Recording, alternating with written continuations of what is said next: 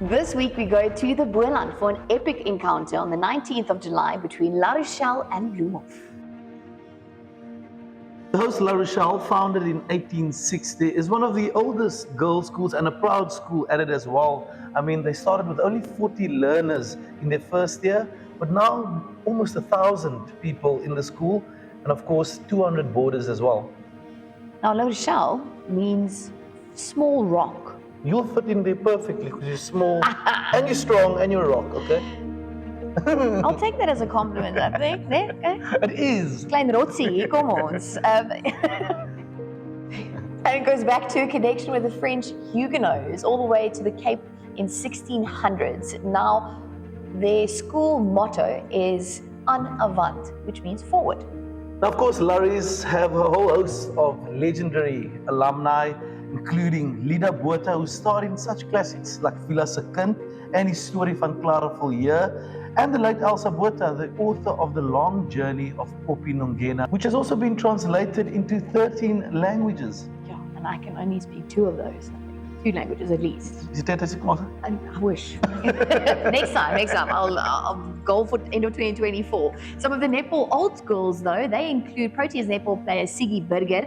Some of the other professional players are Kelly de Toy, playing for the Eastern Cape Comets, and then Madeleine Harmanis, who plays for the Southern Stings. Now, the Larry's first team was finalist at the DSTV Challenge, beating teams such as Stellenberg and, of course, Paul Girls as well. So, definitely a team to watch out for. Now on that, let's take a look at those results because very much in favor of La Rochelle, the Larries, the klein rotsies, the small rocks are looking very good. I mean, they fell short to Paul Gim, of course, a very close encounter, but nonetheless restored it well with that second victory, 32-25. And quite a big one against Bardale, a 49 victory there. So they do have quite significant scores, but again, the Paul Gim one seems to be their little thing they fall against is the 2 of them. Yeah, but the impressive one still for me, 52-9 against Desmond Tutu. It just shows how dominant this team really is. And now joining us from Paul, we've got Jade, Mandarua and Zara, all part of the Larry's first team. A great season so far. How are we feeling ahead of the second part of it? We're definitely very prepared for this game and we are super excited and we look very, very good for this time of the season. Okay, nou wil ek by julle weet, wat is die rede hoekom julle so sterk is? Wat is die voordeel wat julle gaan hê in hierdie wedstryd? Een van ons span se sterkpunte is dat ons baie gebalanseerd is in die voorkant, middel en agter. Bedoel dit ons is voor en ons is sterk in die doele, in die middebaan en die verdedigers. Now, Bloemhof is just down the road in Stellies. I'm sure you know them very, very well, but how do you rate them from a playing perspective, and especially after seeing them this season? We know Bloemhof is a very agile team, so we're expecting a tight and fast game. However, I think our team is prepared for it and we're very excited. Thank you, ladies. Now let's have a look at the visitors. We're Macy School, Bloemhof. Obviously, neighbors to my alma mater, Paul Roos. Knows them very well. And I think I mentioned in the first episode that was my first heartbreak. So, but I mean, a school rich in tradition as well. 720 girls at the school. Originally founded in 1875, Bloemhof was initially an English school, but became an Afrikaans medium school in 1925. And in 2021, the school was elected the best Afrikaans medium school in the country. I mean, so much to be proud of. And the school's motto is Semper Fidelis, which means always faithful. Wow. Are you always faithful?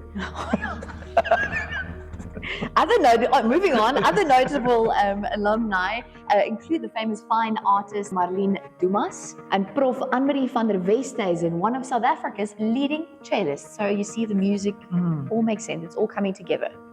Well, Kadua, with that being said, let's take a look at some of the results of Bloemhof. Also, phenomenal results for Bloemhof. Just like Larry's, these are without a doubt 2 of the heavyweights. Any specific score that stands out for you there? I mean, there was a draw, which is a rare thing in netball. I definitely think the draw plays a massive role, but La Rochelle, we're beating them 12-8. I think Bloemhof would definitely want to rectify that result. I also agree with that. So great results for Bloemhof, but probably a bit more in favor of La Rochelle if we look at it from the results perspective.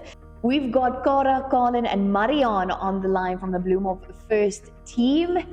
Ladies, dames, baie dankie dat julle is met ons. Sê vir my, hoe voel julle? Ek dink ons is definitief voorberei in terme van fiksheid en ons gameplan en dit gaan alles afhang hoe ons ingesteldheid is op daardie dag, maar ek het volle vertroue in my span om alles toe te pas op die baan wat ons baie goed voorberei en geoefen het.